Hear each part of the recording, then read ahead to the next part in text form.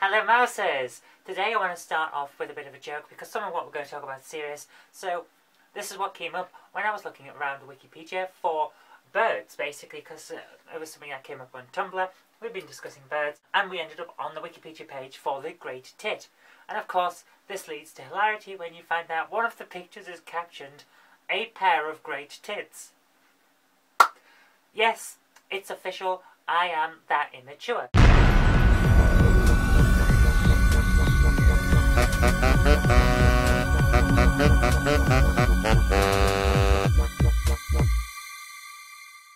Now I want to start this show with this discussion that's going on the internet at the moment of possibly one of the most hated people on Twitter, Cara Alongi, who put out a tweet saying, "Someone's in my house, call 911. This got retweeted lots. Lots of people phoned the police department for her on her behalf, thinking that there was a problem. And it turns out the entire thing's a hoax. She appears to have run away from home and wanted to make it look like she'd been kidnapped. Now, a lot of kids do a lot of stupid things. I did a lot of stupid things. In fact, the ceiling of my parents' dining room still has evidence of some of the stupid things I did because I made an explosive device using a chemistry set and blew up part of the ceiling. So, it was a bit silly. I mean, I didn't run away from home or cause anyone to think that they'd need a police manhunt or anything like that, but this woman has now wasted hundreds of hours of police time and time of other people, so it's not really good. But children do stupid things, so I'm not going to say we should hate her, because children make mistakes. That's part of what being a child is about. But my problem here is she basically made it look like she'd been kidnapped. This is not a good idea, because real kidnappings happen, and now all of the attention that was on her has taken away from the attention on other people. For example, there's a child missing currently in Wales, and police are doing a manhunt for her because this is an actual kidnapping. We have here the child April Jones from Machynlleth, which I'm hoping I'm pronouncing properly. It's spelled in Welsh and I'm English, so it's not going to sound right from my ears to my mouth, partly because I don't speak Welsh all that well. I know a couple of words, and partly because I'm tone deaf, so even if someone told me how to pronounce it, I probably wouldn't hear them properly. Which is one of the reasons why a lot of people seem to be under the impression that I don't speak English properly, because I'm saying it as I hear it, and that's how I am. So what you're actually hearing me say is pretty much how I experience language. But that's getting on to another topic.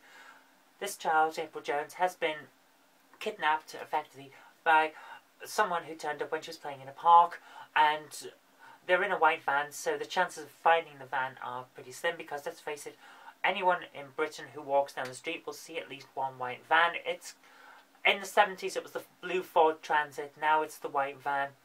If you're going to commit a crime, that's the vehicle you use. So the chances of finding the van in particular are pretty slim, but the chances of finding the kid are pretty good, because the kidnapping was witnessed by a bunch of children who are also playing in the park. So it's going to take a while to get information out of them, but they will get information. So my thoughts are with the parents of April, and I hope that she gets back safely.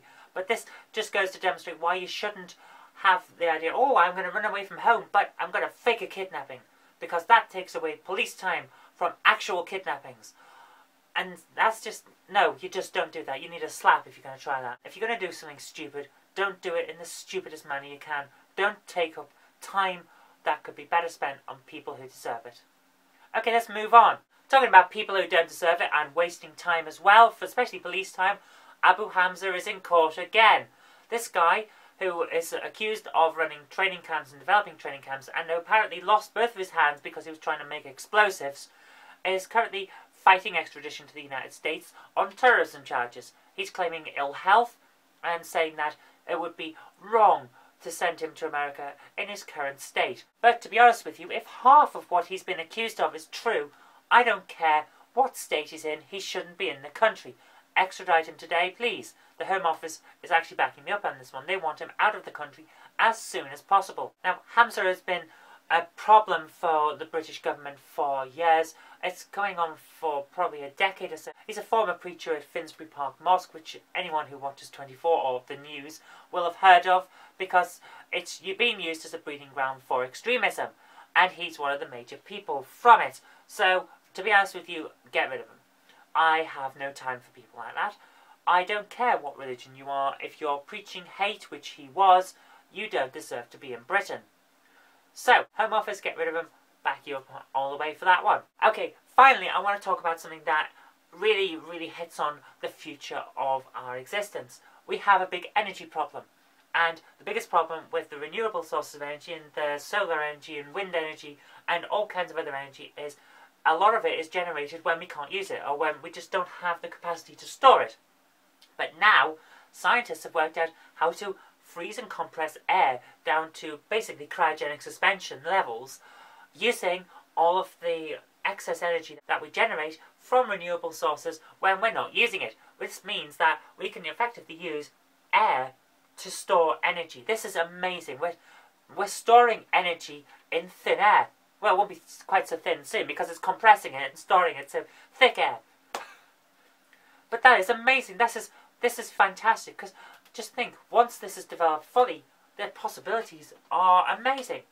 Oh, we're going into space, but we know we're going to be around for a while. We need to store lots and lots of energy, but we need to do it in a light way. Batteries are a bit too heavy. How about we store energy in air that we will then breathe on the way? Surely that's a good thing. It's basically a 2-for-1. We're not going to use up all of the oxygen at once. We're going to breathe it in like piecemeal fashion. So while we're using up the energy, let's breathe the air. And then we've got a fuel source that we can then compress again later. And it's fine. Yeah, sure, it's not going to be oxygen now. It's going to be carbon dioxide instead. So the compression rate will be different, but it's still there. That's a fantastic idea. I really want to see this develop because surely that's going to be lighter on rockets and space shuttles and whatever else comes in the future. But at the same time, it's energy. It's a store of energy that doesn't require us to use toxic substances in batteries. So, I'm all for this. I'm looking forward to seeing where it goes in the future. Okay, that's all we've really got time for today. I hope that means you've been filled in a bit on what's going on in the world. If you like this video, remember to click the like button, share it with your friends so that they see what's going on in the world too, and subscribe for future videos. Until next time, I've been Kirk-Robinson, you've been watching the Knob Mouse channel, and I'll see you tomorrow.